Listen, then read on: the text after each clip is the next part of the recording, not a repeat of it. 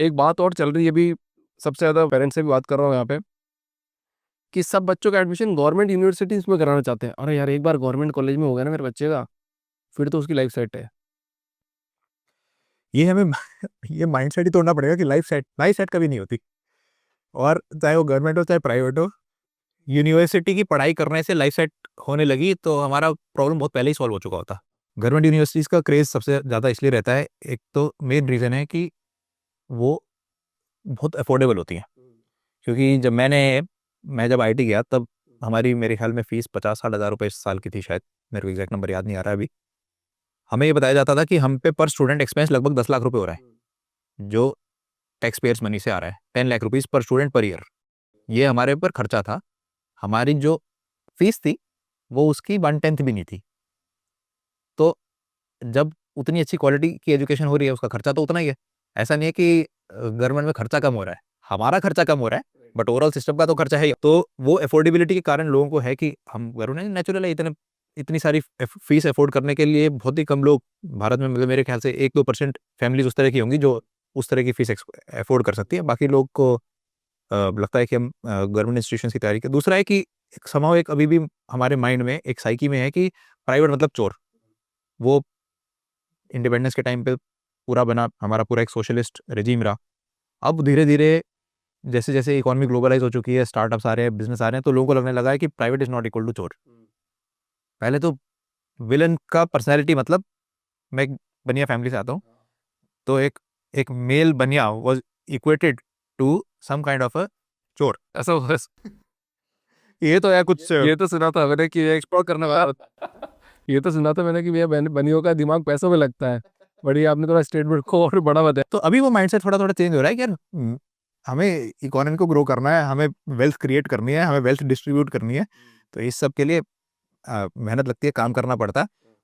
अब वो माइंडसेट आ रहा है कि हाँ, private is not equal to चोर। और क्या, अभी धीरे धीरे प्राइवेट एजुकेशन में बड़ी इनोवेशन हुई हैं।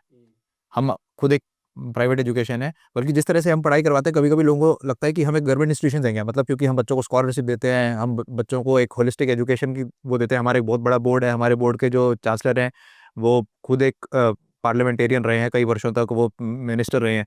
तो जब ऐसा होता है, लोगों को एक लगता है कि हम एक ऑफिशियल, एक गवर्नमेंट एस्टेब्लिश्ड यूनिवर्सिटी नहीं, बट हम एक प्राइवेट यूनिवर्सिटी, हम एक नॉन प्रॉफिट प्राइवेट यूनिवर्सिटी है। और हमारी एजुकेशन और इस तरह के कुछ और इंस्टीट्यूशंस की एजुकेशन देख करके मैं बड़ी कॉन्फिडेंट हो गया हूँ कि ये इंस्टीट्यूशंस गवर्नमेंट यूनिवर्सिटीज को भी पीछे छोड़ देंगे, क्योंकि हम बहुत तेजी से इनोवेट कर रहे हैं। आपने बात करी नॉन प्रॉफिट, जी, non profit organisation. It's a non profit organisation. अब आप देखिए, विश्व में हमें यूएस की बात करते हैं, यूएस की शिक्षा हमारे लिए सबसे एक आइडियल शिक्षा मानी जाती है। भारत में मान आप कह रहे हैं, भारत में देखा जाता है कि अच्छी अच्छी यूनिवर्सिटीज, मतलब सरकारी यूनिवर्सिटी, ठीक है, मतलब IITs, NLUs, दिल्ली यूनिवर्सिटी, ये सब। यूएस में अगर हम टॉप 10 यूनिवर्सिटीज की बात करें, टॉप 10 में से 9 universities are private non profit universities. 9 out of top 10। Harvard, Princeton, Yale, Columbia, UPenn, ये सारी की सारी प्राइवेट यूनिवर्सिटीज हैं। केवल एक जो है university of California Berkeley, UCB, top 10 में से सिर्फ ये इकलौती पब्लिक यूनिवर्सिटी है। हमें यहाँ पे एक माइंड में है कि प्राइवेट मतलब ये इंफीरियर है, ये गलत है। राइट। तो हमारे को एक साइकी में जो है, सोशल साइकी में ये लेके आना होगा कि private is not equal to bad. In fact जितनी भी दुनिया भर में बढ़िया चीज़ें हो रही हैं, इनोवेशन हो रही है, वेल्थ क्रिएशन हो रही है, वेल्थ डिस्ट्रीब्यूशन हो रही है, उसमें प्राइवेट सेक्टर का एक बहुत बड़ा रोल है। मैं गवर्नेंस को लेकर के मैं उस विचार से आता हूँ कि government should be minimum. Same. तो जब गवर्नमेंट मिनिमम होगी तो गवर्नमेंट का ये काम नहीं होना चाहिए। अब मैं आपको इसमें बड़ा अच्छा एक थॉट एक्सपेरिमेंट बताता हूँ कि ऐसा एक एजुकेशन को किस तरह से देखा जा सकता है। स्कूलिंग में आपने बात करी, स्कूलिंग का बेस बहुत कमज़ोर है। गवर्नमेंट स्कूल में बच्चे पढ़ते हैं और गवर्नमेंट स्कूल के बारे में ही ये बात सबसे ज़्यादा कही जाती है कि ये बड़ा एक कमज़ोर बेस तैयार हो रहा है, और जो भी अफोर्ड कर सकता है वो अपने बच्चे को प्राइवेट एजुकेशन में भेजता है। इसका एक मतलब क्लियर हो गया कि अगर मैं पैसा दे सकता हूँ तो मैं प्रेफर करूँगा कि मेरा बच्चा प्राइवेट में चला जाए, गवर्नमेंट में ना जाए। स्कूलिंग में, हाँ, हायर एजुकेशन में ऐसा नहीं होता, तो उस पर हम आएंगे। स्कूल शिक्षा में ऑन एन एवरेज भारत सरकार एक बच्चे पे, भारत सरकार, स्टेट सरकार सब मिल करके एक बच्चे पर ईयर 50,000 रुपये का खर्चा कर रहे हैं। 50,000 रुपये का बच्चों के लिए वो फ्री एजुकेशन है। लगभग जो डिसेंट प्राइवेट एजुकेशन है, स्कूल्स जो हैं, उनका भी 50, 60, 70 हज़ार में एक अच्छे बजट स्कूल का फीस स्ट्रक्चर होता है। तो अब एक्सपेरिमेंट ये है कि अगर सरकार कहे कि हम स्कूल नहीं चलाएंगे, हम बच्चों को 50,000 रुपये दे देंगे, direct benefit transfer. Modi ji करते जा रहे हैं डायरेक्ट बेनिफिट ट्रांसफ़र। अगर डायरेक्ट बेनिफिट ट्रांसफ़र कर दे तो सोचिए क्या बदलाव आएगा स्कूल एजुकेशन में। मतलब एक गाँव का गरीब बच्चा उस पैसे से उस स्कूल में एडमिशन लेगा जो स्कूल उसको लग रहा है कि ठीक है। कितना अच्छा हेल्दी कॉम्पिटिशन स्कूल्स के बीच में क्रिएट होगा कि अब मेरे को ये नहीं है कि मेरे को इसी स्कूल में जाना है, क्योंकि मेरे को तो पैसा मिल नहीं रहा, मेरे को तो जो भी स्कूल सबसे मेरे पास है जहाँ पे मेरे को पैसा ना देना पड़े, सिर्फ वही मेरे लिए एक्सेसिबल है और कुछ है ही नहीं। इससे नए स्कूल कितने क्रिएट होंगे, क्योंकि अब जो वो मनी है वो सीधा जनता की पॉकेट में है और हम उस पर सिस्टम लगा सकते हैं कि ये इसको आप और कहीं यूज़ नहीं कर सकते, ये सिर्फ स्कूल में फीस देने के लिए है, वाउचर सिस्टम की तरह। मतलब स्कूल का वाउचर। हाँ, इट्स अ स्कूल वाउचर।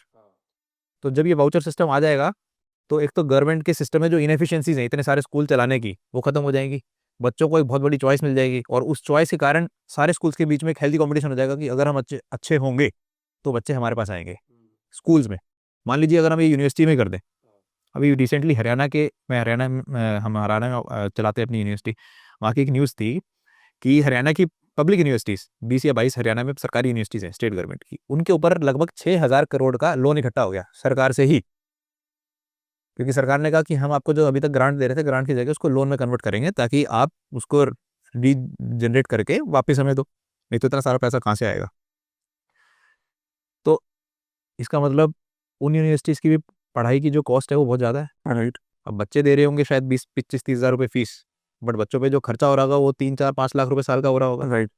यही सिस्टम अगर हमने हायर एजुकेशन में भी कर दिया कि अगर आपका सिलेक्शन एक पब्लिक यूनिवर्सिटी में पढ़ने के लिए हो गया है, पूरा मेरिट बेस्ड होगा, सीयूईटी का एग्जाम हुआ या कोई भी एग्जाम हुआ, उसके बेसिस पे आपका सिलेक्शन, अगर आपको सीट मिल गई है तो आपको वाउचर मिल जाएगा। उस वाउचर से आप कौन सी सीट लेना चाह रहे हो ये आपके और उस कॉलेज के बीच में है। क्या बढ़िया एक कंपटीशन क्रिएट होगा अमंग यूनिवर्सिटीज। ये हो रहा है या ये हो नहीं रहा है, ये होना चाहिए, ये होना? पर इसको होने के लिए हमारे को सोसाइटी का माइंडसेट बनाना पड़ेगा कि private is equal to good. Right. अगर माइंडसेट ये रहेगा कि ये तो हमारा पैसा लेके भाग जाएंगे तो फिर ये कभी होगा भी नहीं। नहीं होगा। क्या बढ़िया सिस्टम बताया सर। मतलब अगर वास्तव में, अगर क्योंकि इतना पैसा खर्चा हो रहा है, पर प्राइवेटाइजेशन पे गवर्नमेंट भी नहीं चाहती कि वो बोलते हैं ना कि दबाव बना रहना चाहिए, कि कुछ कंट्रोल हमारे आगे भी रहना चाहिए, पर गवर्नमेंट को वास्तव में कम होना चाहिए, छोटा होना चाहिए। जब वो दबाव बना रहेगा तो फिर वैसा ही होगा जैसा हो रहा है।